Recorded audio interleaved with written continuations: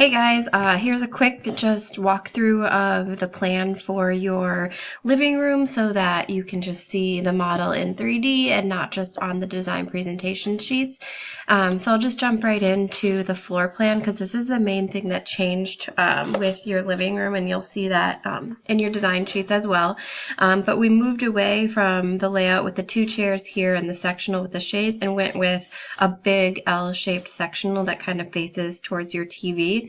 So you can kind of just see how we're laying the space out from plan view. So large L-shaped sectional here, a small narrow console, or sorry, a small narrow side table here. So just there's somewhere to stick, a drink or something when you're sitting on the sofa. And then we've got a round coffee table. I think works really well with this layout, which I'm showing you a few options for. And then a chair and an ottoman over here. So there's still a good pathway from, the front of the house into your kitchen.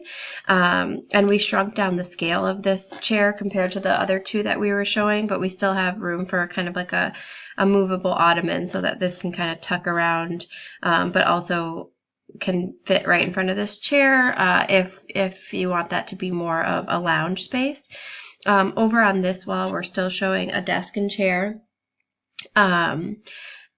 in this area. So again, kind of that touchdown point as we were talking about. So, somewhere that the laptop or the iPad or the mail or that kind of stuff can live and kind of be organized and not be on your kitchen counter and not be just piled at your front door. And then not much changed in this front entryway. We just reselected a rug here, something that's indoor outdoor. It's easily washable, it's not super light in color, so that it can be durable, but kind of creates a nice welcoming entryway piece rather than just a small doormat in front of the door. So that's the main changes as far as layouts. So I'll just kind of swing around a couple different views. So again, this would be the view walking in. I'm showing, as we had discussed, these columns that you have kind of boxed off and drywalled over in a way that makes them a little bit cleaner and a little bit more modern. So you're losing that like decorative column on the top and basically just taking this and making it a full square from the top to the bottom of the column. And if you wanted, you still could add a little bit of decorative molding, like a piece of quarter round or something to create a profile on that, just so that it's a little bit more transitional. But again, kind of cleaning up these lines, I think would give a nice impression right when you walk in.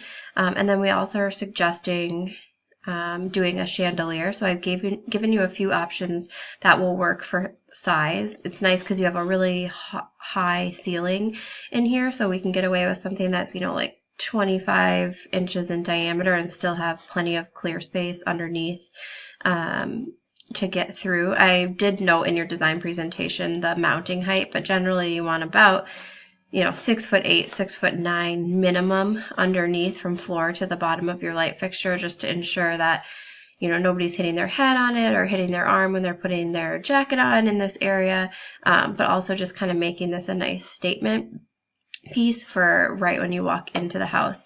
And then I actually messaged your sister and got some pictures that she had taken for you, and I thought we could do a really large scale but kind of clean gallery wall on this wall. So these are 16 by 20 inch prints here. Yeah, 16 by 20 inch prints. A few of them were already black and white, and she said any other ones she could make in black and white for you. So I'm showing this with a 16 by 20 inch black and white print with a 4-inch frame, a 4-inch mat, and then a 1-inch frame. So right now this is kind of a custom frame job just because I'm trying to get the right size for this wall basically, and having something that has a large mat size, a 4-inch mat around it, makes it feel a little bit more contemporary and a little bit more clean. But I really love the idea of kind of having right when you walk in this big clean gallery style wall art here that highlights your family but goes with the color scheme for the rest of the house. So as we swing through here, you see this new layout. So still showing all of your built-ins being, painted out in the white. And if you can switch out that one piece of decorative mantle and do something that's, maybe a little bit more in line with the color and the style of the wood from the table that you like, I think that will help kind of clean up the whole space and push it a little bit more in the direction of your guys' style versus that really traditional style that is in all the millwork right now. But as you can see, this is a really, functional layout for both the television watching and also entertaining and having like conversation areas. So a really large scale, this is the lounge crate and barrel sectional. It's a really large scale L-shaped sectional, but what else is nice about it is that it's super deep. So it's really comfortable for actually, laying on, watching TV and getting, really comfortable. This is actually like this is a bad rendering just from the image, but a coffee table that is a lattice that's actually see-through. I did give you a few other options for coffee tables as well, because this one's a little bit expensive, and with switching to this really large L-shaped sectional, the budget kind of went up a bit because this piece itself is pretty expensive, and in any large scale sectional really of that size is going to be. So there are a few different options for that table as well, for some lower cost alternatives. And then in this area, again, just a desk with the same chair that we're using in the dining area, so to kind of connect those two places. And again, just creating a little touchdown point for your electronics, your mail, etc.